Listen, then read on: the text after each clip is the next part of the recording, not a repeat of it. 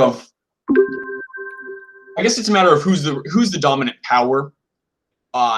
Applying censorship is going to determine if it's a far left or far right thing. So actually, and my coworkers actually, I brought this topic up to them. Like I pretty much said like, hey, I've got to get going. Philosophy Club. They asked me what the topic was, and I said censorship. And I hit them immediately. Well, actually, no, I'm going to save my back pocket argument. I gave them my back pocket argument, in that it kind of made them at least start considering it. And they said one of the topics that would be interesting to discuss is cancel culture. Because that is a form, not necessarily of top-down. Yep. It's not top-down censorship, it's bottom-up censorship. It's society as a whole saying, you are no longer a voice we wish to listen to. Well, cancel culture's goal, though, is to get the affirmation of the top, right? Because, like, if everybody says we're canceling this person from being on Jimmy Kimmel, it only works if Jimmy Kimmel then agrees to it. True.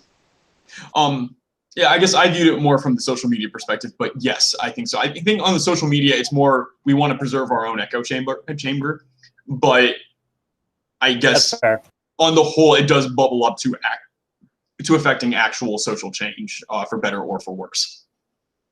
Yeah, there's a real divide amongst liberals, whether if you're a Marxist liberal or they call them like Deleuzian Foucaultian, which is the idea of which I think is actually related to that idea of grassroots that you're talking about.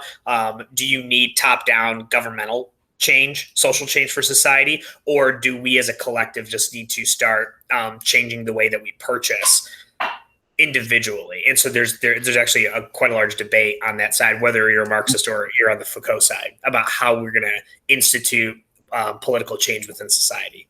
Huh. Okay. So maybe before we get going, Stephen, you want to do your introduction? So, sorry. Sorry, what was that? Just hit us with the 1-2 punch. Get us. You know it. Oh, I will.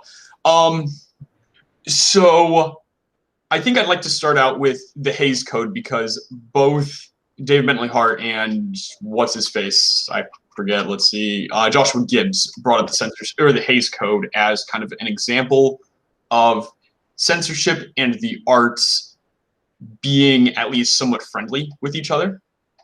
Both Gibbs and Hart brought up the fact that movies in a way flourished due to these limitations. It forced them to be creative. It forced them to work around these very difficult, or not very difficult, but work around these moral rules. You can't show audience two people having sex, so you have to infer it by closed door or what have you. And it lets audiences wrestle with it. I remember it hitting me after like the second or third time reading Brothers K, that Grushenka was like sleeping with every single person in the town. Like, she was a massive whore. But Dostoevsky, he left it subtle. He let the audience see what was, he let the audience observe it, but only if they were clever enough, which I think added to his world much more than him writing some livid sex scene between Grushenka and Samsonov. So I think there is something about the subtlety that we really do miss in a lot of shows. One such example, I actually just saw the pilot episode of The Great, which it's a reasonably good show, really well shot, really phenomenally well shot. But that's something the actress. But anyway, that's the point. I was stunned by like the fact that like their sex scenes were like, no, you see them having sex. It's just, there's no subtlety, there's no art about it. It's just like, no, like he's clearly inside her, and they are making sure not to show her breasts or whatever. But that's it. That's the only decency you get. And there was kind of this amidst these otherwise brilliantly shot scenes. You just have this kind of ham-fisted, like, yep, here are two people having sex. And it's like, okay, well, where's the art? Where's the subtlety? Where's the craft in this? And you even, I think I threw it in the quotes. You had one of the people working with the code, quote, "It had a very good effect on us because it made us think. If we wanted to get something across that was censorable, we had to do it deviously. We had to be clever. And it usually turned out to be much better than if we had done it straight. And I wonder, what if we had similar rules?" Diego, actually, you might be able to relate this. I nearly sent in an email, but I decided to save it until now. I thought of Star Wars Rebels versus Clone Wars. Clone Wars was able to show violence very explicitly because it was rated PG. Rebels was not. It was Y7, so it had to be a lot more subtle. Though I think I actually countered my own argument because I much preferred them actually being able to just show stuff. But there was kind of this, there is a cleverness that needs to be shown when you have stronger limitations. And then on the whole, I think David Bentley Hart does a good job at distilling down the actual crux of the problem, being that a society needs to have some sort of common conception of the good in order to be able to affect censorship properly. And to the point where he argues, I think, compellingly for censorship. I think that he does a really good job saying, like, these are rules that we need. And then he turns around and says, but yeah, we probably don't have a culture worth saving anymore. Like, we have nothing left to unite under other than this kind of blanket sense of void-like freedom. And that's the only common good we have anymore. And when the only common good you have is freedom, it's like, well, then censorship isn't going to work. That's for sure. So I want to frame my argument, not is it I would be interested from Kurt's perspective, would it be possible to actually affect censorship in any meaningful way, a la Hays Code? But I think my main interest is David Bentley Hart wrong here? Is there any sort of, is censorship just kind of in general, it's not going to help inculcate ideas, it's not going to help any sort of dialogue or dialectic? Is he just simply wrong in this case, that we need the ability to explore different avenues, no matter how bad, because sure, things may look bad at first. I mean, if you look at the Hays Code, you'll see that they weren't allowed to have any sort of interracial relations. It's like, well, that clearly wasn't okay. Like, that's downright racist and humiliating, et cetera, et cetera. Like, we want that rule gotten rid of. We don't want to censor that. But I think Hart also would argue that, like, well, eventually we figured it out. And so I think that's about all. I have a few back pocket arguments for censorship. I'm gonna save them until I am genuinely interested in what you guys think, both pro and contra.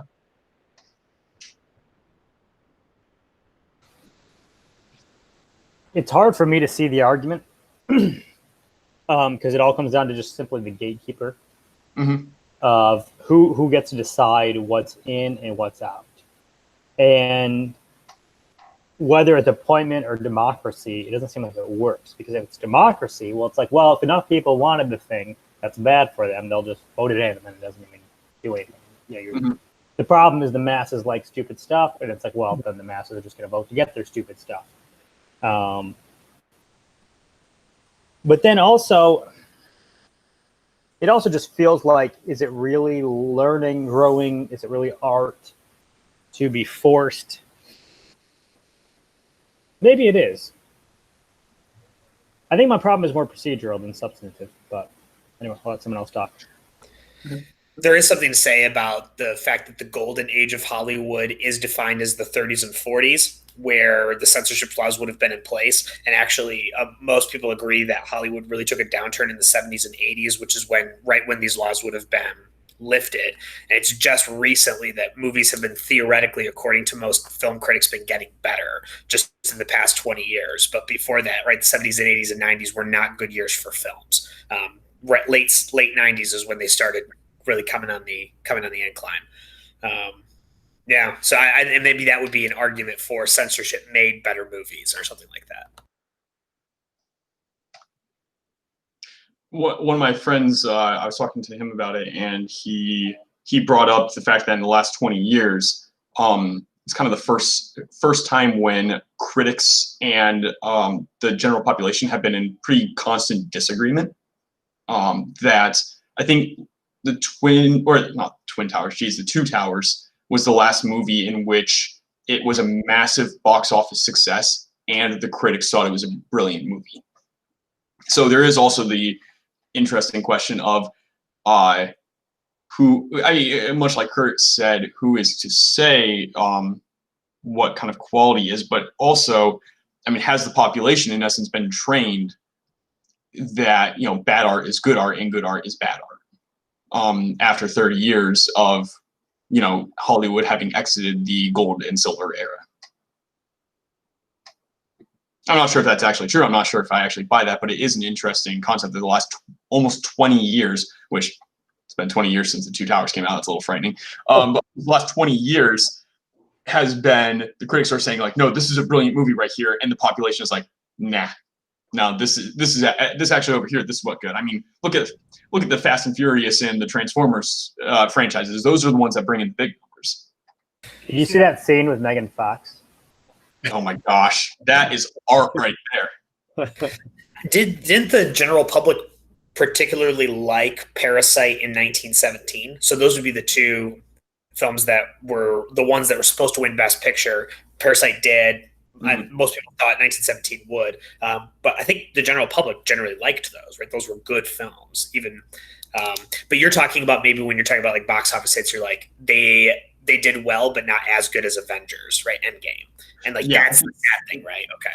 I think my friend who is an economist, he would say that the people argue, or the people vote with their dollars. Yeah. And so like Avengers is a smash hit, and Parasite, while the people who saw it all thought it was excellent, votes wise, it didn't get nearly the amount of votes as Avengers did. Yeah. Okay. All right. So I will give you that it's better for people to see better content than worse content. Yeah, I mean that's easy. The question becomes who does that, and it feels to me that there's no way. Because I'm having this dilemma with news right now. I'm big into the idea of a free press, and I'm astounded at the complete lack of integrity of our news system. Mm-hmm. It absolutely astounds me, and so I don't know what to do about that. Because I can't be for the government getting to decide. That's the same. I mean, I feel like it's the same thing as the news getting to decide. It's just going to be some bureaucracy of people deciding the policies of what's in and what's out. And so it feels to me that what it comes down to is needing a code of ethics that the group is supposed to live by. And even if it's not perfect, it feels like there's no way to get around that. That's what it needs to be somehow centered around. Is not a strict enforcement like a legal system, but some type of belief that your thing is supposed to accomplish a purpose, and certain, and having this continually evolving understanding of what that looks like. I don't know. I'm just spitballing here, but. So I think so my initial email was saying that I would be arguing for three things, and the first would be personal censorship. So I think, correct me if I'm wrong, Kurt, you're pretty much saying like, yes, people individually will be better off if they have some sort of personal censorship code where I'm not going to see garbage. I'm going to see good things that will make me better as a person. Yeah, I mean, to be intentional, right? I mean, it's not just good or bad, because like Liv and I are reading Mein Kampf right now, and I think it's good for us, even though like it's also like it can obviously argue for some bad things. But there's, the article about just like useless garbage. It's like this isn't even contributing. It doesn't even have like negative, insightful content. It just has nothing content. Yeah, I would agree with that, but I also think it's not really what we're talking about. Yeah, well, yeah. Like I said in the email, like that one's in my mind the trivial case. I mean, we can all agree that watching porn is not good for us, and so we at least attempt to refrain to do so. At a societal level, though, I still actually maintain that not only is censorship good, but it is also entirely possible. And here's my back pocket argument for those of you who might be skeptical: child pornography is completely illegal. And you might counter and say, well, actually, it's only legal because a child would actually have to have sex in the case. And Kurt would, I believe, remind us, no, that's not the case. You could animate it, and it would still be illegal. No human person would be involved, and it's still super illegal. Because the idea itself is bad for society, and we all collectively have agreed. And then it's not just child pornography either. This is actually really interesting. At Wayne State, one of my professors was trying to give these extreme cases, and he was, even though he's a diehard liberal, in the old sense, like that, free everything, where he was even kind of like open to child pornography, which is like this weird. His case was that he didn't want were snuff films, is what they're called. Which is the idea of murdering someone on film and displaying that. And so there is a black market for that. And he says that that's absolutely abhorrible that that people would try to promulgate that kind of art. And so for him, that's another example of something that we have clear stipulations on, where it's like, nope, that's illegal. You can't. That stuff is censored. You can't disseminate that kind of art. And I mean, also just on a perfectly kind of, or a more political spectrum, we're not allowed to know where the president is at all times. We're not allowed to know what our top military general's plan for Iraq is, or where certain political prisoners are. There is censorship that is affected in America that we don't have any sort of problem with. At least the majority of Americans have no problem with. I don't think if somebody finds out any of those things. You just muted yourself. I don't think it's true that if somebody found out any of those things, I could be wrong on this, through legal means, that they'd actually be illegal for them to share them. Counterpoint, Snowden with NSA published them and was chased out of the country. Well, but he stole those secrets. He broke the law to get those.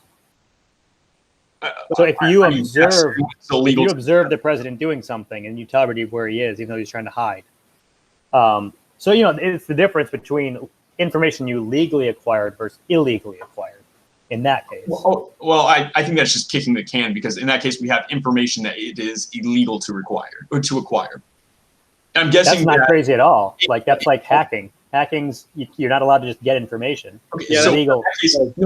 Snowden had access to that information. Right, but he had it with a very narrowly legally defined, you're not allowed to tell us. You have a lot of restrictions, Stephen, on what you can tell us about Microsoft. Yeah. And what you're coding. It would be illegal for you to tell us that. Well, yeah, that's a form of censorship. Making it legal or illegal what information you can disseminate. So, but that's not on the basis of simply its per se content. It's on the basis of an agreement you made with somebody. So it's on the basis of rights that are not in regard to its content, which is what First Amendment right is based on from the beginning, is content-based restrictions versus non-content-based restrictions. It's like, I can't just break into your house and say it's because I'm going to say something. It's like, yeah, but you're not telling me not to say it, because what I'm saying is because you're not allowed to come to my house. I don't.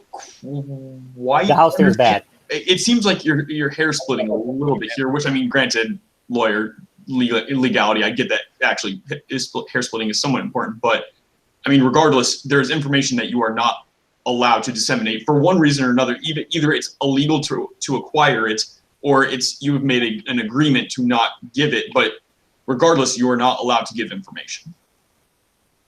No, I don't. I think that's really fundamentally different.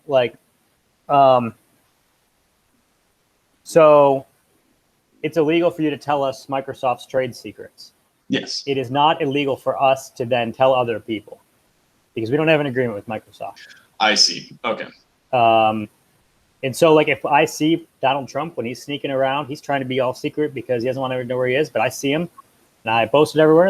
It's like, I saw you. That's legal. I'm allowed to have seen you, and I'm allowed to tell people I saw you. If I hack his server or whatever, it's like, well, it's not about what I said. It's like, you hacked his server. I see. Yeah. Now, there could be security laws that that override what I just said. It's possible there are national security overrides that limit speech, but I am not personally aware of them. I'm trying to think of what about classified crime files and whatnot that are intentionally obscured from the public? Feels like it's the same thing. I mean, it's still information that the government has opted to not disseminate. Yeah, that's called keeping a secret. I do it every day. What about accidental hacking or something like that? What if someone accidentally puts a classified file in a group of files that you have, and then you peruse it and you're like, shoot, I wasn't supposed to look at that. How does that work? I would need more context. My point with all of these, though, is that the crime in none of them was actually speech. Yeah, it was not speech. It was doing some other bad act. Okay. So if you accidentally come upon something, in most cases where this could happen, you're like work for the government where you have all these things saying you're not going to share secrets. It's hard to imagine this like happening in a scenario where you're not bound by other laws. Well, I was just wondering, are you allowed to act on that information even if it's accidentally given to you, like a trade deal or something like that you weren't supposed to see, but then you get it and then you insider trade? There was on a real note, there was some hullabaloo with Microsoft where I think somebody had left out like a brand new Microsoft phone that was still a prototype or something like that, and somebody snatched it up, took some pictures of it, sent it to a bunch of journalists, and like it was a massive leak. I think this was like 5 or 6 years ago, but it was accidental. It's not like the employee intended for that to happen. Oh wait, they took pictures accidentally? No, like the employee had a prototype. I see. So you intentionally grabbed something you knew was a trade secret of Microsoft, intentionally took pictures of it, intentionally sent them to somebody. The employee with the phone had the phone. He was allowed to have it. He left it somewhere, and somebody else who wasn't a Microsoft person took who was not a Microsoft employee. That's what you're saying, Stephen, right? Yeah, that's correct. Oh, I see. I say fair game then. Yeah. Because I think I see I'm trying to figure out how to articulate the thing that you guys are butting heads on, but I'm struggling with it because right, and I see what Kurt's saying is that like in all the examples you're giving, there's another illegal thing that is actually the problem. It's not the information, the content itself that's the problem, right? Yeah. Actually, in that case, I'll just withdraw the claim. In that case, I don't think that that's crucial for my argument. I was using that as another form of censorship. I would say, in that case, withdrawing from that, but using an analogy, you can't yell fire in a crowded theater. The classic, like there are forms of things that you are not allowed to say. And then falling back again, snuff films, child pornography, these sort of things are content creation that is explicitly illegal. That if you are caught with it or you disseminate it, it is illegal. If we could, real quick, actually. So what I think you were getting at, Stephen, is like kind of you had a definition of censor that you either were or are still working with, and I don't know that we've quite defined it for the group. How when we're talking about it, what do we mean when we say censorship? Actually, yeah, great point, Diego. In that case, I think I would say, especially with Kurt's critique of the second kind in mind, censorship is the dissemination of particular kinds of artwork or particular kinds of ideas.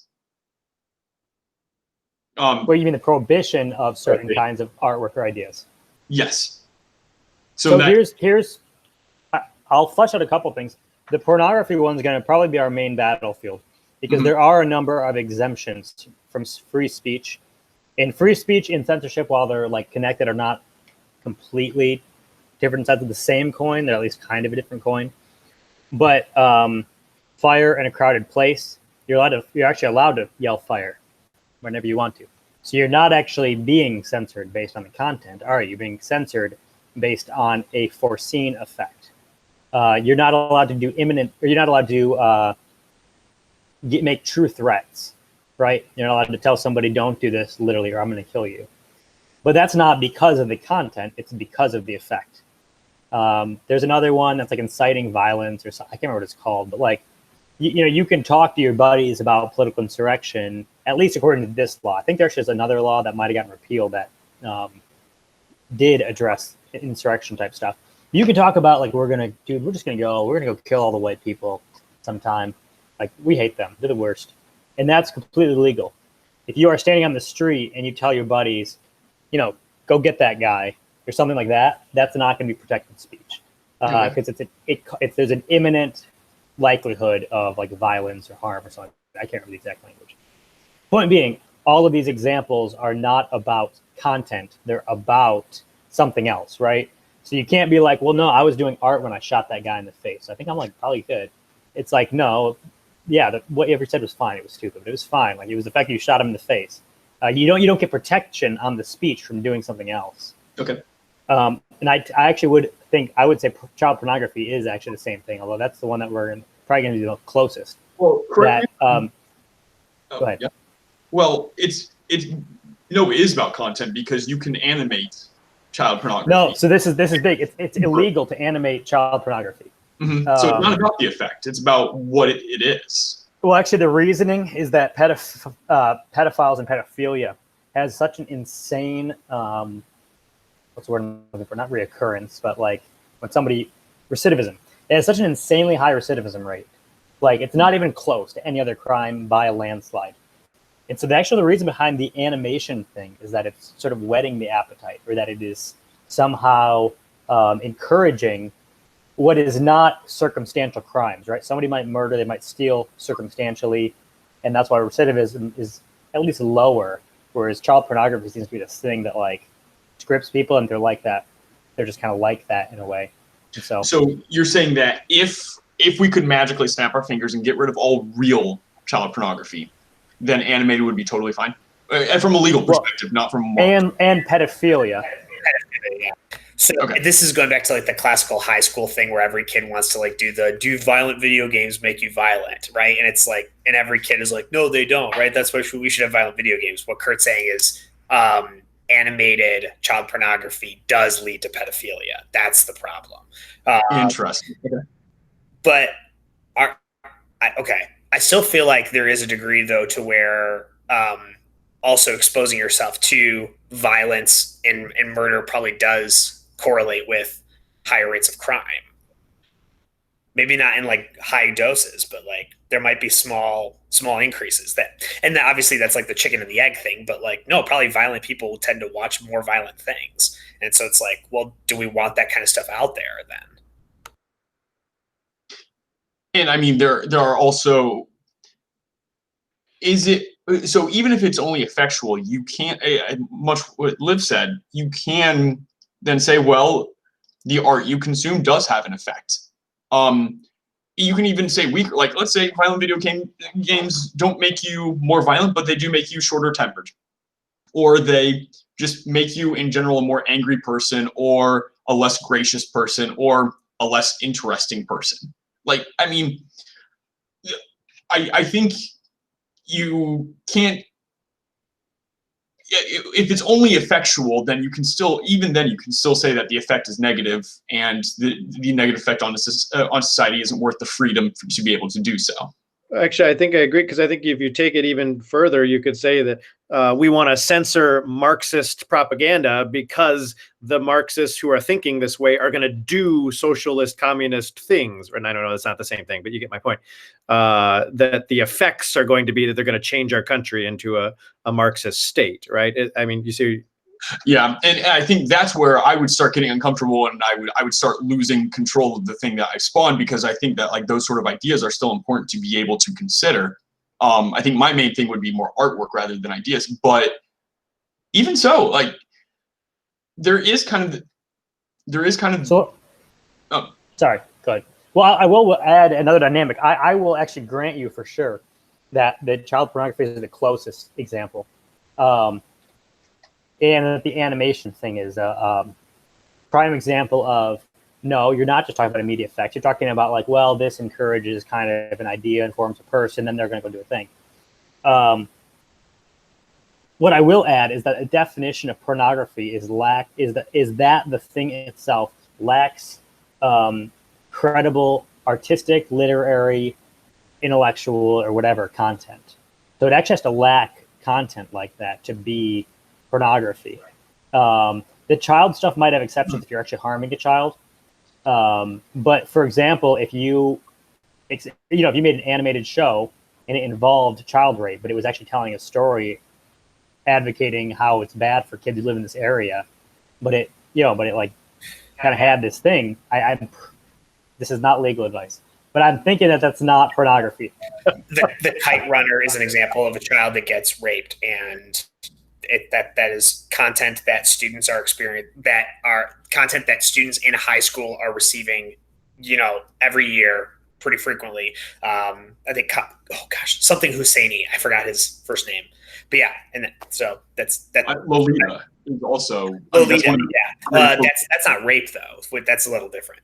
Okay, I haven't read it. I thought it was about a pedophile. Well, it's definitely about a pedophile, but Lolita or Dolores, I think is her real name. She's into it, which is like the weird thing. So it's rape because she's 14, mm-hmm. right?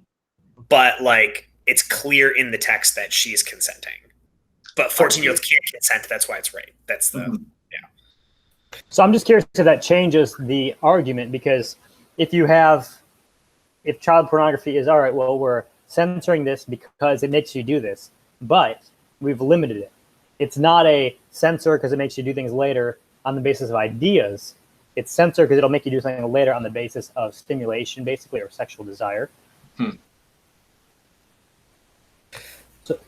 So here's another case that's happening right now is HBO has pulled Gone with the Wind because Gone with the Wind is creating a culture of white supremacy where people are racist because they watch Gone with the Wind. That's the case, and so HBO has pulled it off of their viewing, and so this is another example of a case of HBO is stimulating people to a certain response, and that's why they're pulling it from the art creates the effect. Which, correct me if I'm wrong, Gone with the Wind was the South counterpart to Uncle Tom's Cabin, right? Or was it the other way around? It was written quite a bit later than Uncle Tom's Cabin. So Uncle Tom's Cabin was written in 1850 as a anti-slavery for sure. Gone with the Wind was written in the 1930s, kind of glorifying the Southern fight, kind of the glorifying how honorable they were to fight for their homeland in a war that they were bound to lose. That's very much but they're fighting for slavery. That's the thing, right? And so that we can't do this because it's glorifying people that were slaveholders. Incidentally, I know this is somewhat unrelated, but this is good. Was there a book that was kind of counter Uncle Tom's Cabin? I thought I recalled. There is. I don't remember what the name of the book is because it's not popular anymore because no one reads it because of not direct censorship, but definitely an academic kind of censorship. Like, we're not going to teach this. Mm-hmm. Yeah. So, Kurt, can you go a bit more into? I guess I was a little bit lost on the different. So, porn is that which doesn't have any artistic content, or like pretty much it is there to stimulate and nothing more. In that case, for example, Saw, is that porn, just violence porn instead of sexual porn? Emotion and sexual stimulation are different. Okay, so it has to be sexually stimulating specifically. Correct, and so that was the cases with like Lolita and Farewell to Arms and why am I D.H. Lawrence? I'm blanking on the name of the book. Lady Chatterley's Lover. All these were pornography cases because it was you actually had these judges and juries read the book and they had to come back and report if they were sexually stimulated while reading it, and they were like, "Nope, I wasn't aroused." So they're like, "Nope, it's not porn." Then it's just so weird that that's how they That was how they did it. Yeah. Interesting. Yeah, my main point was that I think fundamentally what we're talking about is ideas. Mm-hmm. And while I agree that child pornography is the closest thing to censoring something because of its content, we actually don't censor it because of its ideas, because we explicitly define it as being something that lacks any credible intellectual content. And I think we can find examples that you really, we can have pretty much that content with ideas and it doesn't count. Okay, in that case, actually, I know. I think I do want to go a bit further than just an idea, though. Dave Bentley Hart's article was pretty explicit, in art content itself, that there are certain things that society does not benefit from in any way from being exposed to. Immediately coming to mind that isn't sexual is something like Saw, or a lot of the horror genre, where it's funny. I have such a love-hate with the horror genre because some horror movies are brilliantly done. The Shining comes to mind as one of my favorite movies. It is incredibly well done. But other horror movies, such as Saw, where it's nothing more than just glorifying torture. You're supposed to, in a way, root for the destruction of these people. And I think I would contend that society is not better off for having those in its corpus. And there is a fine line between that and maybe a critique or an indictment movie that does glorify and torture, but at the same time point your finger at the audience and say, why are you enjoying this? But that's not what Saw is. Saw is just glorified torture, and that's it. And can you take it further? What about like kind of nonsensical, and I say this having really enjoyed watching Die Hard, but what about like nonsensical kind of action-packed nonsense such as Fast and the Furious or Transformers or what have you, where it's just like these are pretty much plotless, you know, they slap some bare skin of a plot on it and then you go watch a bunch of big muscled men and big titted women go and do awesome violent action scenes. Like, is society better off for having this? And would we be better enforcing a rule saying this sort of stuff is not allowed? Yeah, so Kurt and I were having a little bit of this discussion on the idea of like, is there some art out there that doesn't have any cultural value? Kurt, the perfect example he brought up was Jackass, those movies, which I think those are the perfect movies, because I'm very much on the train of like, nope, we can get rid of those. No one ever has to watch those again. I'm like so on that train. Kurt's got a lot to say about that, but I am very sympathetic to the idea of like, nope, I think the vast majority of American society should be able to agree that there's no cultural value. They are taking pleasure in the low when they engage in ball hits, like when they engage in guys, you know, hitting each other, like literally just punching each other in the balls. It's like, that's low. Yep. That's about as low as you can go. Yep, no pun intended. But Kurt's, I know, got something good to say with this. Well, not even much to say. I just, it feels like this feels like the same point as before. I completely agree. There's things that society would be better without. It's simply a gatekeeper. How do we decide question. When Liv and I were talking, the only thing that I thought I was okay with was an actual per capita vote. I would not actually buy it through a Republican system, because that would be too easily corrupted with something like this.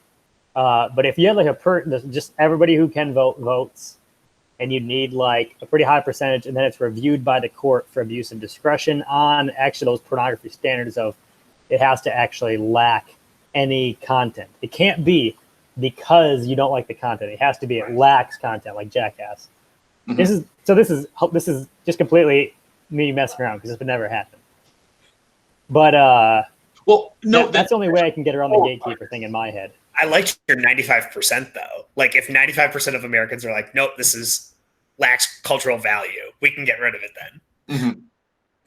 Well, and so one thing I do want to note, as compellingly, in my opinion, as compellingly as David Bentley Hart argued for censorship, he also concluded this will never happen in America. It's not going to happen, whether or not we lack the political ability or just the social wherewithal to do it. I think he leaned definitely more towards the latter, where it's just like society as a whole, like we just don't have the moral fabric anymore. But I think in that case, Kurt, you're saying if we had the or if we had the social/moral fabric to do so, it actually might be a good idea to have some form of censorship. Well, no, because the only type that I would accept would be literally every person voting on something, and you have to get 95%, and the court can review it for abuse of discretion. Interesting. And so it's like, how many times are we going to do that a year? Once, maybe. Like, come on. So I also thought, to be honest, David Bentley Hart's article felt to me, I lost my document. I had quotes and thoughts on, but it struck me as, it was written, about 16 years ago? Yeah. Oh, 2001? I think it was 2001. Let me see. For some reason I was thinking 2004. Oh, 2004. Yeah. Basically, it felt like him being like, come on, the bad things associated with censorship won't happen. And I'm kind of like, they have since you wrote this, actually. So I mean, Chemerinsky's like the lead constitutional scholar on free speech. I've heard him speak several times. He has a book called Free Speech on Campuses, and he has all these quotes. I mean, all these statistics about how many students in our universities think that a group should be shut down if they say things that are offensive. I mean, there's so much movement that he's like, we've never yet seen this real infringement. And I'm like, well, communist era stuff was definitely pushing the line. And you might be like, but that was against the other party. It's like, well, it doesn't matter. It's just switching who's in charge. So I did feel like it was almost kind of disingenuous. He kind of seemed to brush off why people are afraid of censorship in a way that to me felt like, I think you just didn't do your research, because all these things are out there. Both in Belgium and in Britain, people have been jailed for simply speech within the last 10 years. Just for like saying things. I think it might have been immigrant related with both of them. One of them was a congressperson or something like that. Basically just said like, no, we don't want this, or, whatever. And so the idea of like, come on, this stuff would never happen. That kind of feels like, I do remember in law school talking to Black Lives Matter people and just saying, I don't see how your strategy will ever do anything without violence. And they kind of rolled their eyes like, come on, we're not a violent group. And so it's kind of funny, just be like how quickly that thing that you're like, come on, we're not going to throw people in jail for being a Christian or anything. But it's like 3 years later, it's like, yeah, let's do it. So anyway. Okay. I mean, I'm curious, Kurt, in that case, like how the Hays Code clearly was in effect for 20, 30 years. Whether or not, for better or for ill, something like that did happen. Would you see it possible for something like that to happen again, a la Hays or a la Black Lives Matter has now instituted a rule that any movie not having a certain ratio of Black people or any movie saying any sort of racially insensitive thing is now not allowed? Well, so the big thing for me is that the Hays, as I'm understanding, was an ethical guideline, not a not law. Am I wrong here? No, but the movies, it's not from the government, but the movie production agencies themselves would not distribute the films if they contained these things in them. So it was maybe a little more self-managed, but it was still like, no, this stuff is being censored by the movie industry. I think there were so many different rules that different not provinces, I guess provinces would have about their own movie theaters, that this was also a way of kind of appealing to the, in a weird way, lowest common denominator, in that like, we know this movie is going to get through to every single movie theater in America. Nobody's going to have a problem with it. So in that case, yeah, though, I guess I still just feel like that. I understand that it's kind of high level censorship, and the way that people can complain about Facebook censoring things. Mm-hmm. But to me, that still feels like, this feels like a group of people figuring out their own ethics of how they're going to do things. There's nothing keeping a competitive movie studio, indie movies, from just doing their own thing. There's nothing really keeping people from talking or making their, like, to me, it just doesn't feel like real censorship. Gotcha. Actually, that's a fair point. I hadn't considered that. Sorry, what doesn't feel like real censorship? The Hays Code, because it's more like this self-determined ethics code. I mean, churches decide what they're going to let be on stage and what they're not going to let be on stage. I mean, organizations do this, and I think it's fine for them to do it. I think it's problematic for them to think that their standards apply to everybody with moral force, or like with quasi-legal force that people seem to talk about nowadays. I don't really understand. Like a culture that likes the idea that people should just not be allowed to say things, I think is bad. A group deciding to only produce things that they actually think are valuable, I think is really good. Okay, that makes sense. Which kinds of things, though? Because I know YouTube is getting a lot of class action lawsuits, right? Because of creators that are putting out content under the guise that, no, this is a platform, I can do whatever I want. And then YouTube is coming in and being like, nope, you can't do it whatever you want. Things like this is just a really silly example, but there's the YouTuber Gus Johnson who just says people reacting to Bohemian Rhapsody or something like that. He doesn't play the song at all, but then his video got taken down because it apparently violated the copyright of the song. And he's like, it's not even in the video, right? It was manually done. So someone just randomly is clicking all these videos that have the title Bohemian Rhapsody and being like, nope, it violates the code, violates the Millennium, the music copyright on stuff. Yeah, just doing that blindly. And it's like, well, there seems to be way too much censorship on this, right? So, but I don't know. Or is YouTube, they have the right to do that because they're their own company. They can do whatever they want. Actually, see, that one's kind of funny because I shrug my shoulders still. Like, when I hear about Facebook, censoring or whatever, I say, like, okay, keep it up, Facebook. Eventually a competitor is going to come in and say, like, yeah, well, we don't censor and you can feel free to hop on our platform and say whatever the frick you want. Well, the big thing is they're trying to play both sides, both YouTube and Facebook, because there's a difference between a platform and a publisher.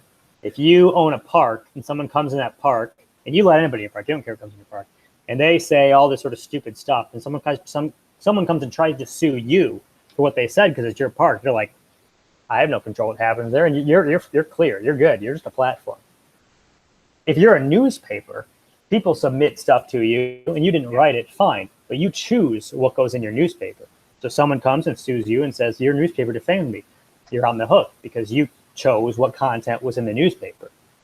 Now, Facebook and YouTube are trying to play both sides. They're like, well, no, we're just a platform. So if people defame people, if people do illegal stuff on our platform, we're just a platform. But then they also want to be able to choose what's on there as if they're more like a publisher. So I agree with you that I don't really care if they want to censor, but I do think it's cheap that they're getting to play both sides. Which, incidentally, apparently I read an article about the censorship office in Facebook. It's a nightmare. Like, these poor souls are staring into the abyss for 8 hours a day, and apparently, like, morale is constantly just rock bottom low. I mean, these are people who are having to, like, see videos of snuff films and and different conspiracy theory stuff. Apparently, a lot of them start believing in the conspiracy theories. So, like, you have a lot of people that start being like, yeah, actually, I'm starting to question this whole, like, round earth thing. Like, flat earth, actually, these guys are making a lot of points because they're exposed to it for day after day after day. It's insane. Would highly recommend reading up on it. It's fascinating. So, actually, on the note of social media, because I think for the most part, by the whole, it is good for a group to kind of start having their own moral censor, but not for a top-down government agency to do so. I think as a society, if the society were all on the same page and we were like somehow magically, kind of very similar to like the 95% thing, where it's like, yeah, we've all agreed that this is kind of the general moral direction we want to go. I think in that case, maybe, but at the very least for America, like, that's just not going to happen. So I think I would still contend that the society that is able to pull it off is going to be better off, but for better or for worse, that's not going to happen. But I am curious on cancel culture. This is kind of, in that case, that is a society that has, on the whole, decided, like, yeah, no, I mean, we all don't like J.K. Rowling because we think she's transphobic, and yeah, we're going to cancel her.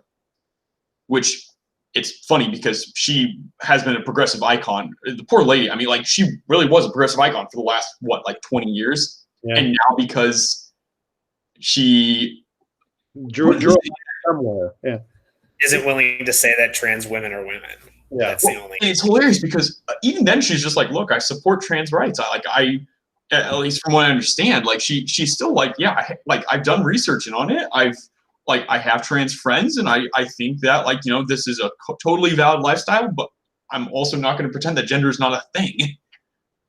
And apparently gotten a lot of hot water. I haven't really been following it a ton, but.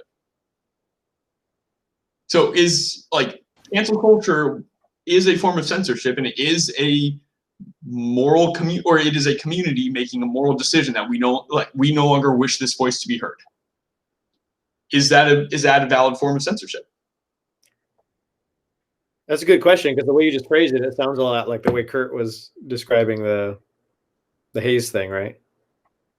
Well, I think the difference would be a group itself determining ethics for itself versus trying to compel an authority or a person in power to do something against their will, right? Because it's not like cancel culture is, hey, guys, we're all not going to watch this. It's, hey, we got to cancel Ben Shapiro from coming to our campus so nobody can see him talk, which feels like it's different than just saying we're not going to see it. It's we want no one to see it.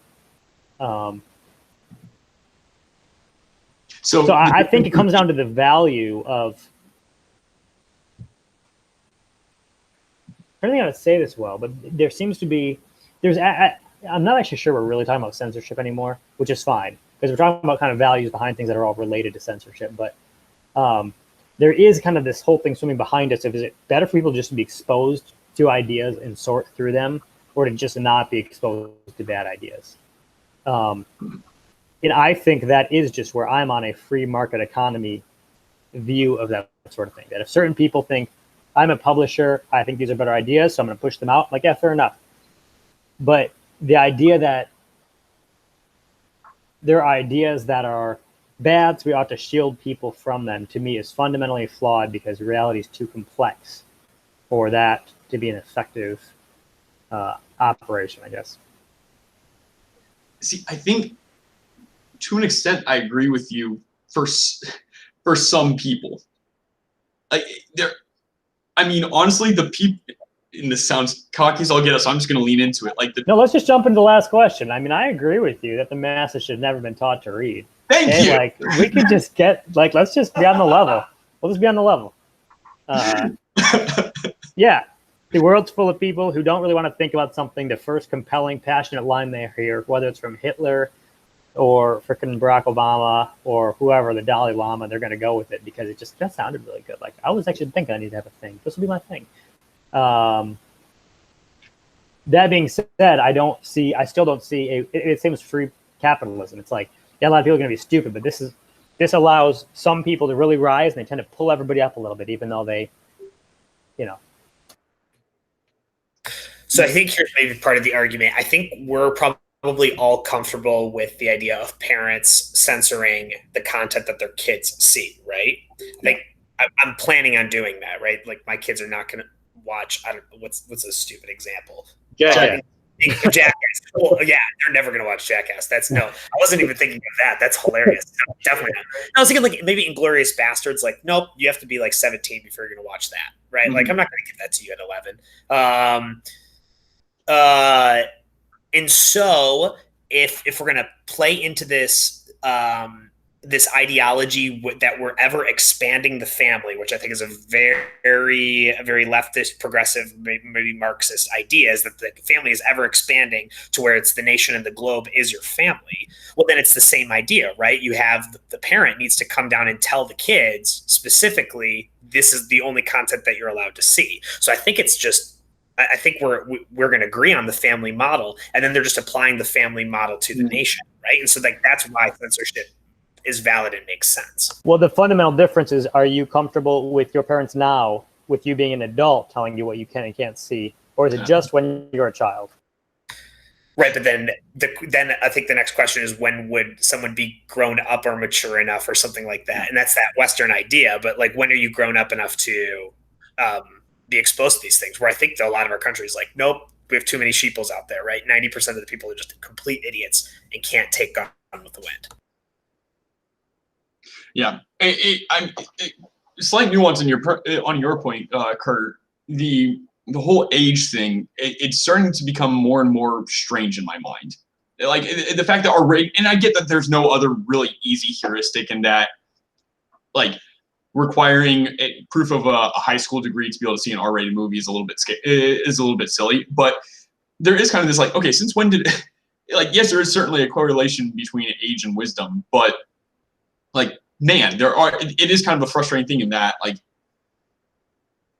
I don't know, there are some people I just kind of question the ideas that they should be exposed to, because it's like, okay, this is a really nuanced and difficult thing to tackle.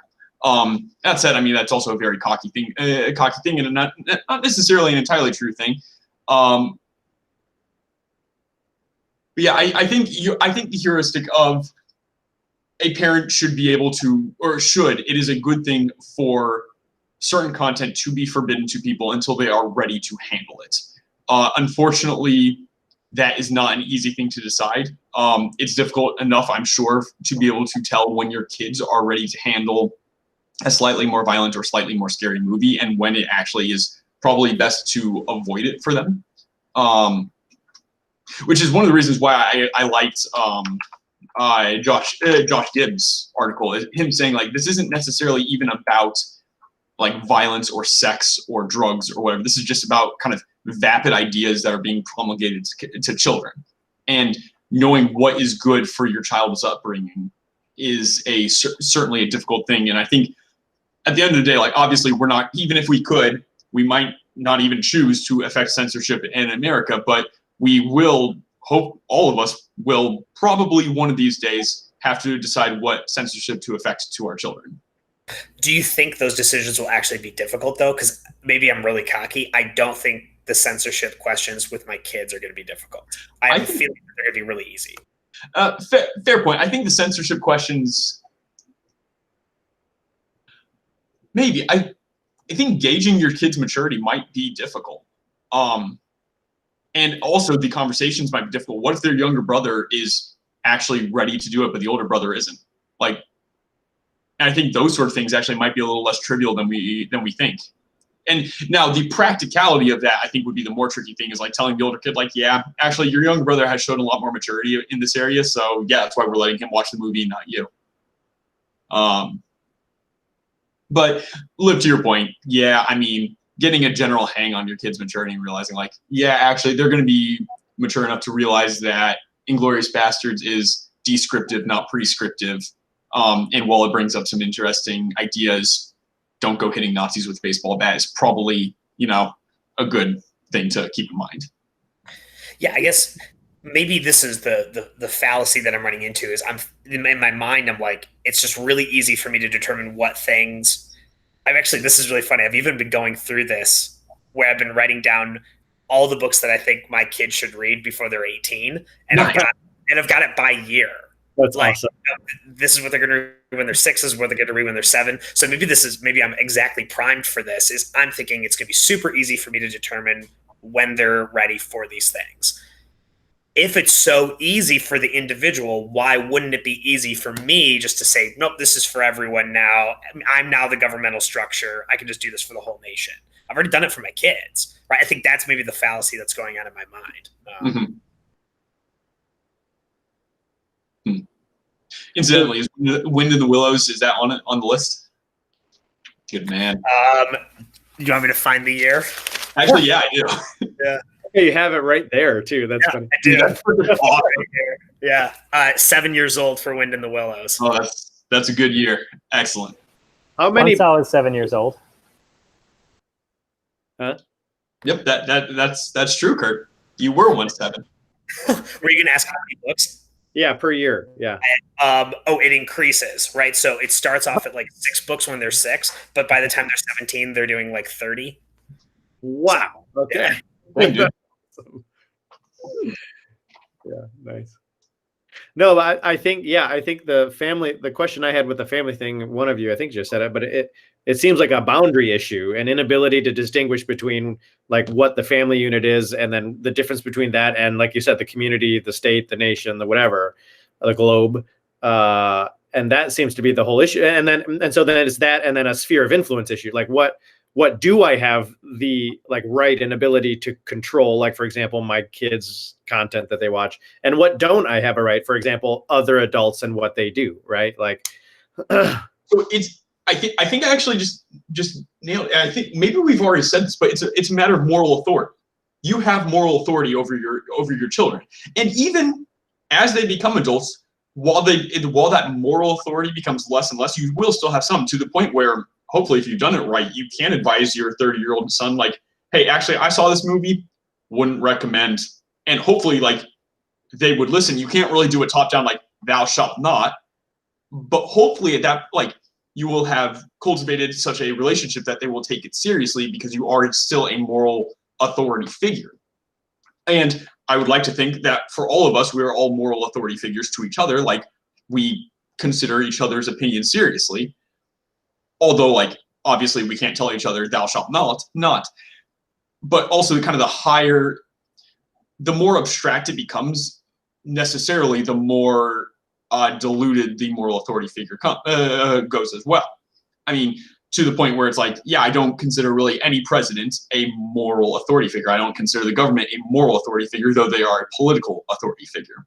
Likewise, I would also say that if I go to a small like if I go to a small church where I really know the pastor or priest really well, I would consider them a greater moral authority than the one that has we've had a couple of conversations, but they pastor a 2,000, 3,000 person church, and therefore like we just don't know each other. Like I'm not going to really take their opinions all that seriously especially on like particular decisions, even though I may respect their teachings and on the whole listen to them. So I think it's just a question of who has the moral authority, which maybe is just another way of rephrasing things.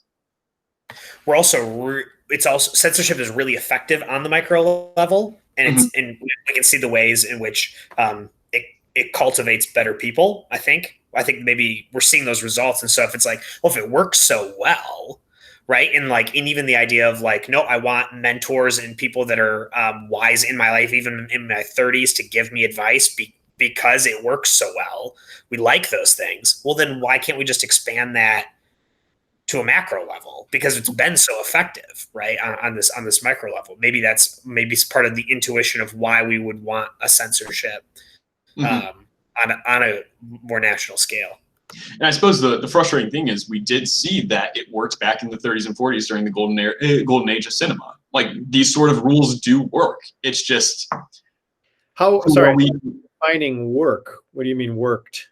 That during the Hays Code is like when a lot of what is now considered to be the golden era of cinema, like the highest quality movie products came out. That's hard for a lot of reasons, though. One is the idea that I still think it's different for a group to set their own standards than for there to be a government-imposed system. I think it just feels and is different. Agreed. Yeah. But second of all, there's a lot of reasons that there's a lot of reasons to think that maybe that was the golden era besides the Hays Code. Just where the culture was at. So could it be that I guess I'll just say that the social fabric allowed for the Hays Code, whereas just now the social fabric does not. Well, so I mean, the lowest common denominator thing you said was interesting, right? What's the lowest common denominator now? What will get anything shown?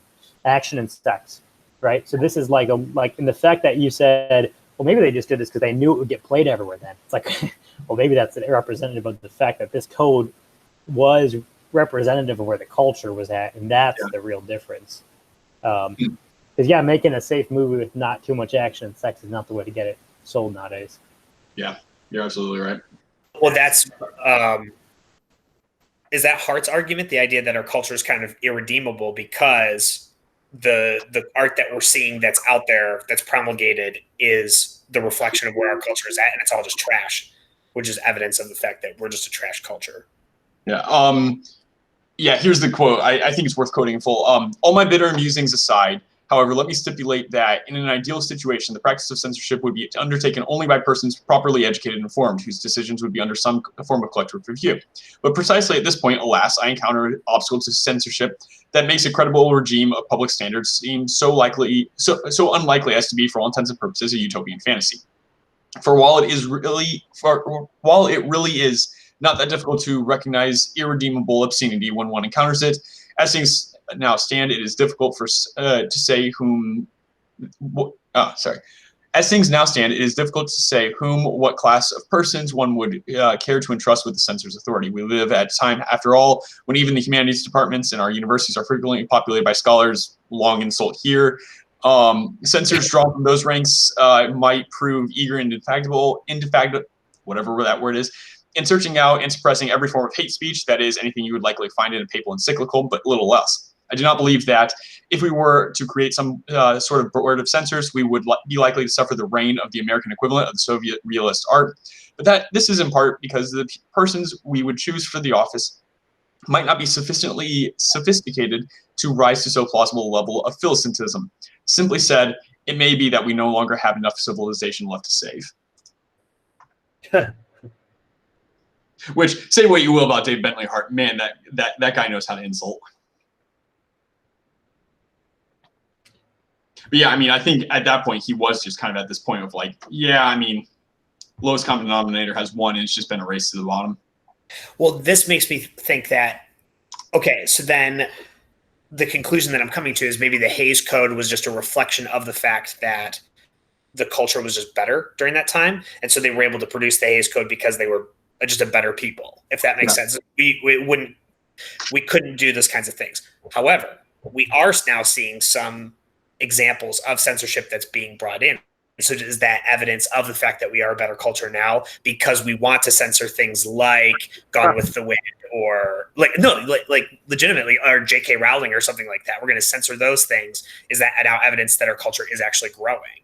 No, I know you're asking the question legitimately, but I'm still laughing maniacally because I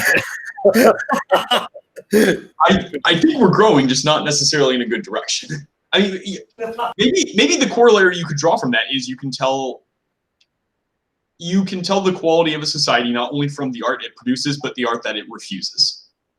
Yeah, I think it would be consensus. What we're seeing from this is that enough people are willing to talk, enough people are willing to shut up for there to be ground gained against the free expression of ideas.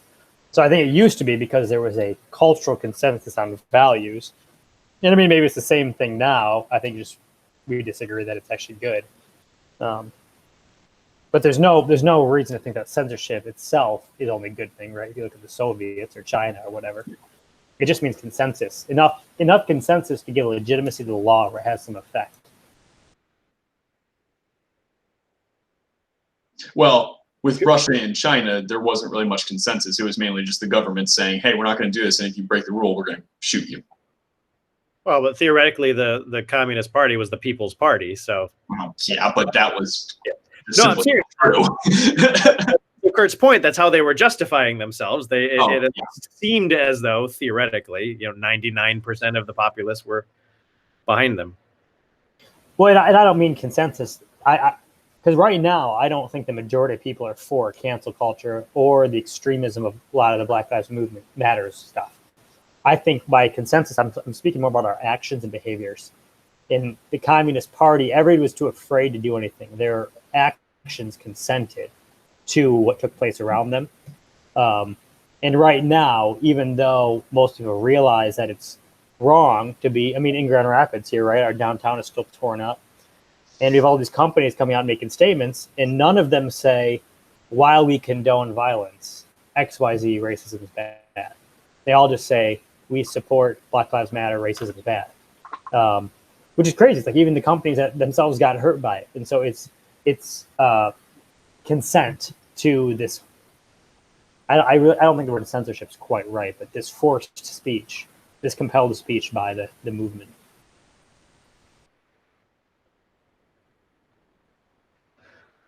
It was kind of funny on a somewhat related note, the Target CEO coming out and saying, like, I'm fine with the Target building being burned. It's like, well, yeah, you weren't hurt by this. Like, it was the franchise owner and all the employees of that building that were hurt by it. It wasn't you. Get over yourself, man. Like, you're not.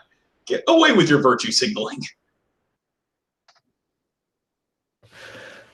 So I'm still hung up on Liv's question about because then I think Kurt said this, but I think, yeah, right. You could just say that it's just a new morality or something like that, but that there is sort of a consensus or a perceived consensus, whether, one or the other, that like this morality is the one true morality. And therefore that's why you can censor or it's some sort of self-censoring thing. And I guess I have trouble in my head figuring out how to argue against that other than just saying, no, your morality is wrong. The more traditional morality is right, or something like that. Well, I mean, it is a society that is setting its new virtues. The virtues primarily of diversity and inclusion. Those are the two big virtues of this brave new world that we're entering. I mean, look at even Hollywood. They're enacting their own Hays Code. You have to have a certain percentage of minorities. You have to have a certain percentage of LGBT representation. That is a new Hays Code. It's just they're calling it something different. They're calling it diversity and inclusion. What's interesting is, though, we're not actually really about inclusion anymore, right? Because we're actually more into identity politics, which is actually about not groups combining and people getting along. It's actually about separating people. Yeah. But I do know sorry, that was not. Yeah. Incidentally, one really amusing thing I mentioned the great a while ago.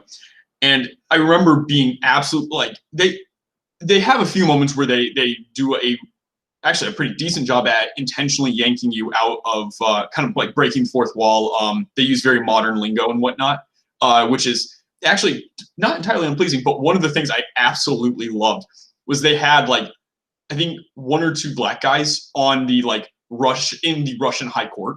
And it's like, guys, you realize this is like 1600s Russia. They didn't have any black people in the Russian high court. They really didn't. Maybe in the like southernmost provinces, they may have had a few Middle Eastern, or like kind of in that area because they border on Afghanistan, but they didn't have black guys. They really didn't, and that's not, which is funny because that's culturally insensitive. Like like that's revisionist history saying that it was super diverse and inclusive there. It wasn't. Which I found super amusing. And it's just like, this.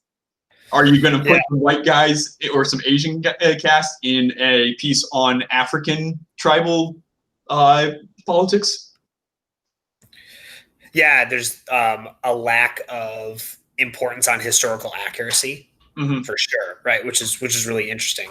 I don't know if I have more to say about that. I mean, it's not like I had a massive problem with it, but it was still just kind of like, really, like, was that really necessary? In fact, it smacks more of ticking boxes on like, hey, look at us, we've got a couple of blacks. That's kind of cool, right? It's like, actually, I find that more offensive than anything. So in any case, it sounds like censorship, for better or for worse, censorship should come. If censorship comes, it should come from individual groups, not from a top-down. It should come from a code that a group has identified for itself, not from some top-down governmental agency enforcing it. Which makes me think I'm okay with cancel culture. I just think the things they're canceling are stupid, and I'm like willing to criticize them, but like they're allowed to do it if they want. I think that's kind of where I've landed. Like, well, I wouldn't advocate that cancel culture is illegal or should be illegal, but I also don't. I think the difference in value is you deciding what you ought to do versus you trying to suppress someone else's, right? So like these Hollywood producers, even, right? They were the ones producing content. They were just letting people know, hey, by the way, we're only publishing articles that X, Y, Z, that fit our boxes. And so that's kind of like me saying, well, yeah, I mean, I will quote people, but just so you guys know, I'm only quoting things that are good. And that's very different than, there's a guy over there, he wants to talk. I want to make him shut up. I want to keep people from hearing what he says. I really think these are fundamentally different values or concepts. One is an ethic, a self-regulatory motivation, and the other is trying to suppress ideas and silence other voices. It's not necessarily silencing, right? It's more the idea of we don't want them to have the power to speak at the same level that they already do, right? It's more kind of like they've got too much power. We just want to strip them of that power, right? J.K. Rowling has a platform. We're going to just strip her of the platform, but not of the ability to speak, which I think that's different, Kurt. No, I think in stripping her of the ability to speak, they have stripped her of her power. I think those two go hand in hand. They're not. I actually really like the example that you use with university speakers. It's not that they're saying, I will not go to see Ben Shapiro speak, and I will encourage my friends not to go because we want him to end up speaking to an empty hall because we think that that's about what his ideas are worth. They are instead saying, we insist on him not speaking here. We do not want him to be able to speak. And it seems that that's what cancel culture is more about. Shouldn't an individual have the right to tell their university, we don't want this person on our campus, and if you do, I'm going to leave? Yes, but we're not talking about legality here.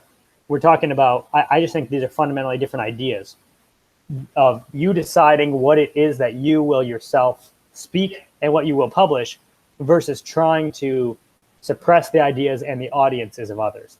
I'm simply saying those are different values from top to bottom.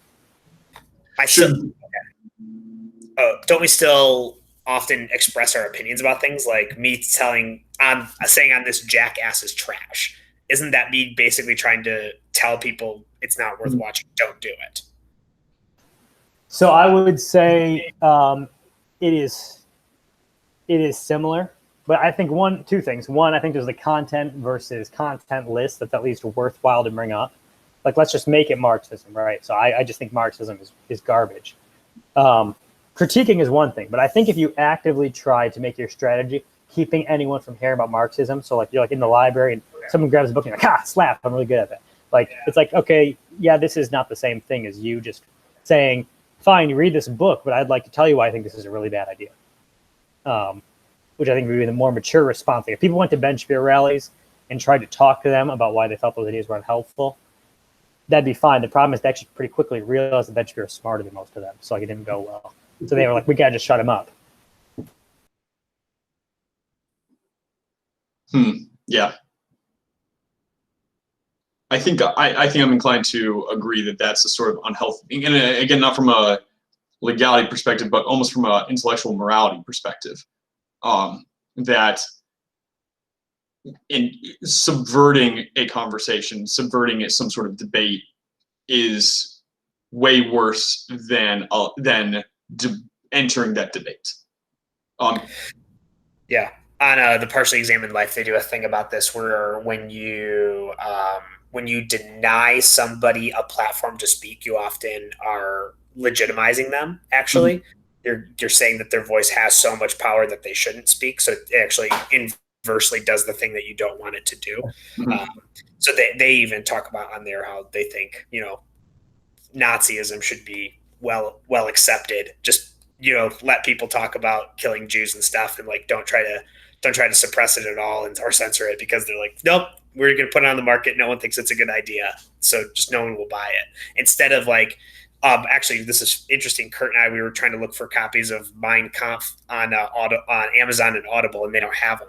You have to get it from Internet Archive or whatever, which is a free database, and they're just giving it out for free because they're trying to be a platform, not a business. But I thought that was really interesting that even Amazon's like, nope, we're not gonna sell this content. It's like that makes it seem way more powerful.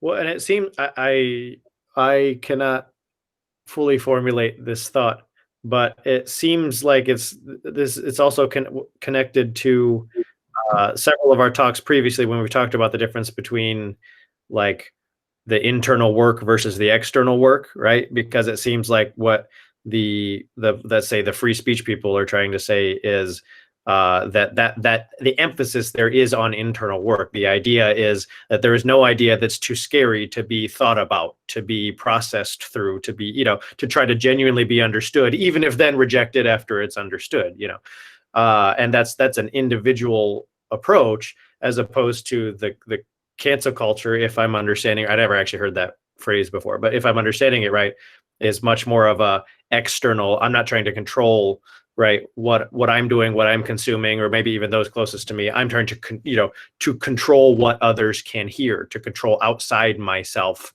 and put the emphasis and focus there. I said, even outside my sphere of influence, like telling J.K. Rowling that she shouldn't be allowed to say things, I don't know, that are, I guess, anti-trans, even though I don't really think that they are. But yeah, yeah. I don't know. Does that make sense? Is that? Yeah, totally. I'm just wondering, are we kind of making a consensus that it's better to self-regulate than to communally regulate or collectively regulate or something like that? No, well, then I would fall back to, you are going to regulate your children's content. Yeah, because that's part of your sphere of influence. Self isn't just in me, like self, right? Self is me and my sphere of influence, right? So your children are considered both legally and morally through all of history and tradition to be part of your area. Yeah, certainly. But I mean, you're not going to introduce your children to Mein Kampf before they're ready. Sure. Yeah, I don't. Which I think that contradicts Liv and Kurt. And for the record, I'm completely with you on that. That contradicts Kurt and Liv's claim that it is better to have the kind of more free market of ideas. My children definitely won't be watching or reading Mein Kampf until they're ready, at least. In which case, maybe they'll at some point be mature enough to understand that this is a pretty bad system, but they'll be able to decide that for themselves.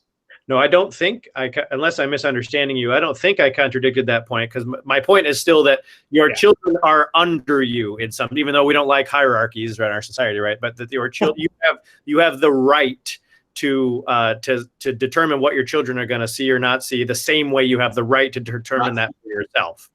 Not, but which is the only, I think, is the only, like, again, both morally and legally, is the only time that is actually okay, right? That you have a say over another human being. Any other time, that's not the case. That's one exception, right? That's all. That's what I'm trying to say. Yeah. Does there? Sorry. Gosh. Just a joke. Oh, that's really interesting. You're growing a beard. I didn't realize this. So yeah, we're all willing to kind of. I'm wondering if we're kind of all on the side of like individual regulation and censorship is really good. Should not be moved into a collective sphere. I think that's where I'm at. Anyway. Okay, yeah. Oh, I think it's fine. I think it's fine for groups to choose private themselves. groups to sort of set different ethics. Yeah, and I mean, a church is going to say like, we don't view Mein Kampf as appropriate viewing material for our members. Like well, I've never heard a church say that, but that's still like a group of individuals mutually deciding together, more or less, right? Not that all churches are democracies, like, but even mine is one of the most hierarchical churches that exists, and even within that, it's like we individually choose to be members of this church that we know is hierarchical and is going to make decisions like that. When part of the whole thing here is that with everything besides the government, there's a lot more choice and there's a lot less actual enforcement, right? Like if you decide, I know I really like my church. Is a lot for me. They said the same about Mein Kampf, but I'm a history professor and I really do want to read it. It's like, just read it. Yeah. They're not going to find out. And even if they do, they're probably going to be like, you know that we're not really for that, but you're a history professor. I get it. The government would throw you in jail. It's not, you know what I mean? So it's kind of like, they're like with private groups setting ethics, it's kind of understood to be a guideline. And even there could be consequences sometimes, but they're never at the same level. And also there's not the level of, we can investigate you in this, kind of way the government can. This is a really minor example at the, so I go to a Messianic Jewish congregation called Body and Believers, and I'm definitely the weird one because they don't allow their kids to watch Disney films. Oh. And so like, I'm the guy that like knows all the Disney films. So like, there's just this one, like, I didn't know this initially. So I'm like, wait, you guys haven't seen Lion King yet? And they're like, no. And I'm like, but you don't know Mufasa and Simba? And then like, like the parents are like, and it's like, oh, okay, whoops, sorry. Like, I didn't recognize that's a no-no. Yeah. Actually, that is kind of funny. One of the guys on my team, it's funny, he's a huge Disney fan, but has not seen like any Disney movies. He loves going to Disney World, but he hasn't seen it. And I'm not sure if his kids have. He's one of the few religious guys on my, but like oddly liberal. So like he's, from what I can tell, a very devout Catholic. At least seems more on the left side of things, although he might be pulling a me and actually be more conservative, just kind of in the closet about it. But it is kind of funny, the fact that he just hasn't seen anything Disney. And now that I think about it, I wonder if it actually is kind of a self-censorship thing. Because now that I think about it, like, honestly, most Disney movies, while some are amusing and you get some good songs out of them, I do kind of wonder, like, what good content do kids actually get out of this? It is a mythological. It is a mythology that children get, and they're able to communicate that mythology with each other. So it's just, I do kind of question, like, is it a mythology worth having? I think many of them are connected to a more ancient mythology, which is not only worth having, but very necessary and vital to your soul. Connected, but made incredibly vapid and pretty much emptied of all meaningful content. Well, no, there's really different Disney shows, okay? Yeah. Lion King, I think, has a lot of good content to it. Yeah. Frozen does trash. Like Frozen doesn't. Frozen 2 definitely doesn't. Frozen's trash. Yeah, but like 2 hours of my life with that one. There's definitely some that are just based on old stories. Yeah, really I think I'm gonna force my kids to watch things like The Jungle Book and Sword in the Stone and 101 Dalmatians. I think those are just ones that, like, yeah, those are good enough. Yeah, that's fair. yeah, but no Frozen 2, definitely not. No, gosh, what garbage. That's what Frozen 2. Your list of censored movies is growing. I love it. We can't hear them scream. Yeah, it's good. Okay. So self-censorship, communal censorship, no governmental censorship. Yeah, that's interesting. Yeah, I mean, I do think I think there's kind of just this degree that the higher you go up, at the top government level, there should basically none. I think it's almost just like the higher you go up, the less there should be. Should a group of families that are really like, should like an extended family be able to have like a decent level? Like, nope, this is really just like what we watch and don't watch. Like, yeah, they could probably be a little more involved. Church probably a little less involved. Like big community, massive like company. It's like probably shouldn't really have much. Government probably none at all. Yeah.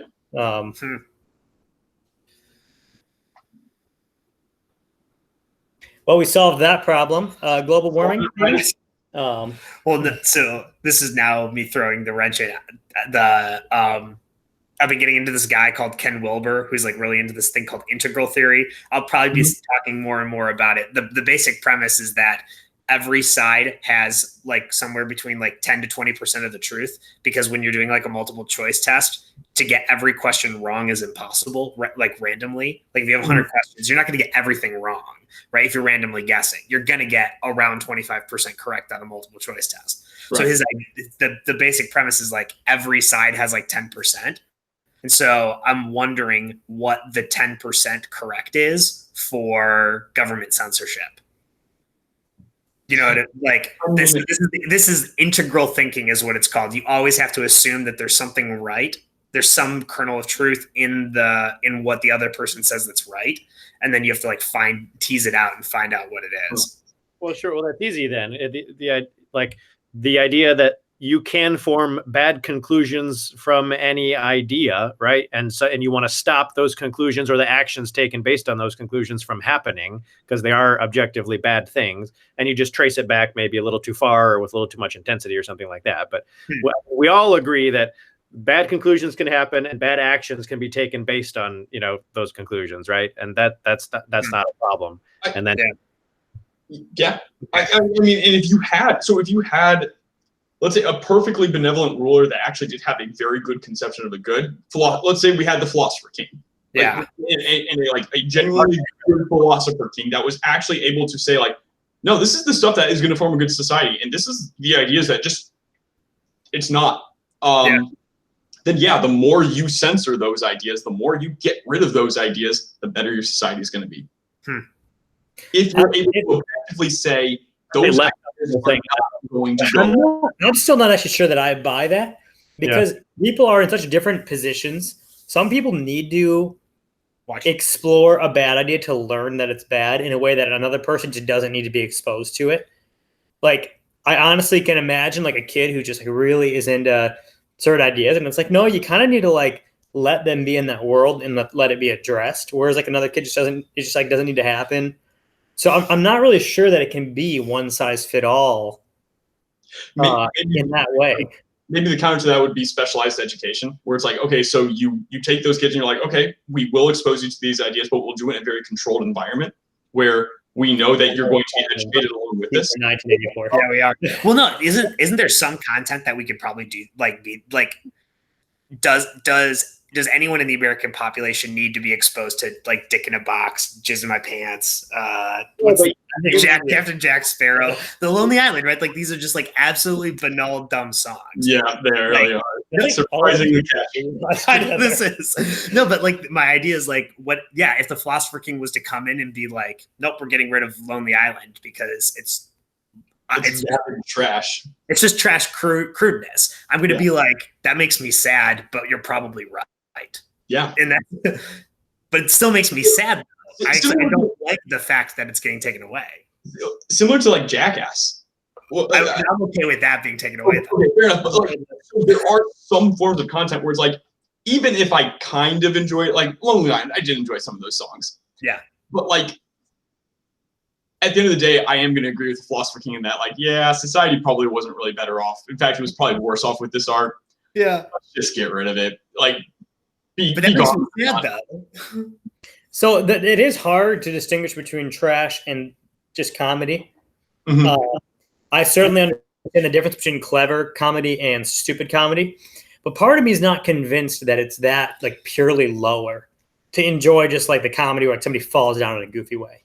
Mm-hmm. Part of me does think maybe that's like a more childish, almost good part of us that just enjoys laughing at those things. Not when it's too malicious, but I'm not sure where the line is there. And I think, especially with the sort of pumped elitism that you can get in intellectual cultures, where it's just sort of like anything simple is stupid, and you know what I mean. I agree that Jackass is just like ridiculous and probably doesn't contribute anything, but I'm not really sure that that line is clear enough to me, because I wouldn't want to get rid of all stand-up comedy. It's like, come on, people like laughing. Yeah.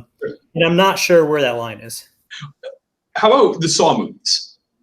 Like, I could very easily see the Philosopher King coming in and saying, like, you're glorifying torture. You're glorifying people being humiliated and destroyed. Here'd be my thought, because I've talked about horror movies with my friend John, a guy I went to law school with, at length. And we were talking about why we think people have instincts to like watch horror movies or like do scary things, go on roller coasters. Mm-hmm. And our thought, after we talked about it, we both agreed on, was that it's the instinct in your mind to, when you perceive something out there that feels other or scary, you want to address it to prepare yourself for it, to basically conquer your fears. And I get there's something goofy when you're creating the fears in the first place. But actually, yeah. So I would counter that with saying yes, and that's why I would say Cabin in the Woods needs to be kept, because you have people who are confronting horrors and you have people who are confronting torture, but they emerge stronger for it.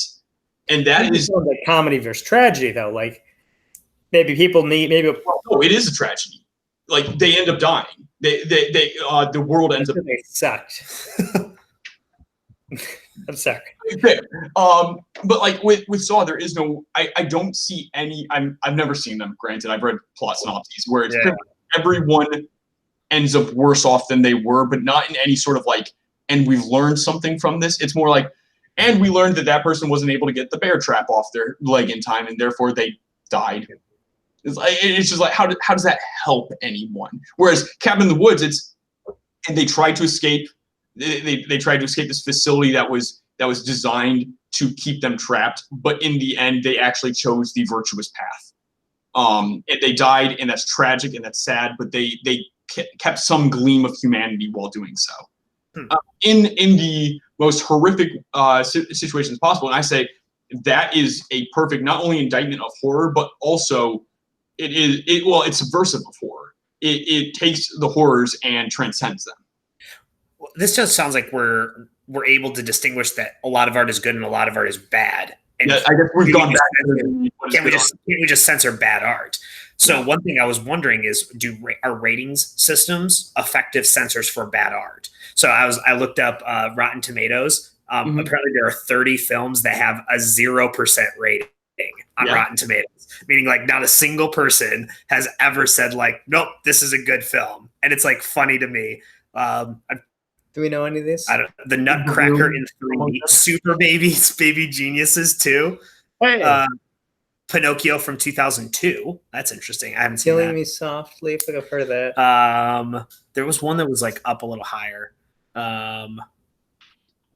Police Academy 4, Jaws the Revenge. So, Jaws the Revenge. So there are like, and so I'm wondering if that's effective censorship in the sense that it's like, no, like enough people saw it that it's like, nope, this is trash, like so bad that it doesn't deserve a single tomato, like nothing. I think this would be one way of doing so, and maybe you guys would disagree with me on this, but I don't think you would. There's plenty of porn that is very highly rated, I'm guessing, that like a lot of people really like. Incidentally, there is a strong correlation between violence towards women in porn and higher ratings. Which I'd forgotten to bring that up in that the sort of, I mean, like, I think David Foster Wallace gets into this in his Big Red Sun essay, where there is a subset of porn that is clearly designed for, not for people who just want to get stimulated and jack off, but they want to see women hurt. They want to see them humiliated and brought down. And it seems that that is a general trend in the porn industry. The misogyny of it, Yeah, the misogyny of it, which it's always funny to see more liberal people advocating for porn. It's like, guys, you realize this is actually like really insulting and degrading towards women and like contributing towards sexism. I'm not sure why you would be for this. But, and human trafficking, like everything. It's just hilarious. Like, anything that seems to be like something conservatives would be like all about, like, the free market, let the free market do whatever it wants. It's like, no, this is not a good thing. This is not something that a society will thrive with. I would contend that that would be one thing the Philosopher King would be like, get this the hell out of here. Yeah.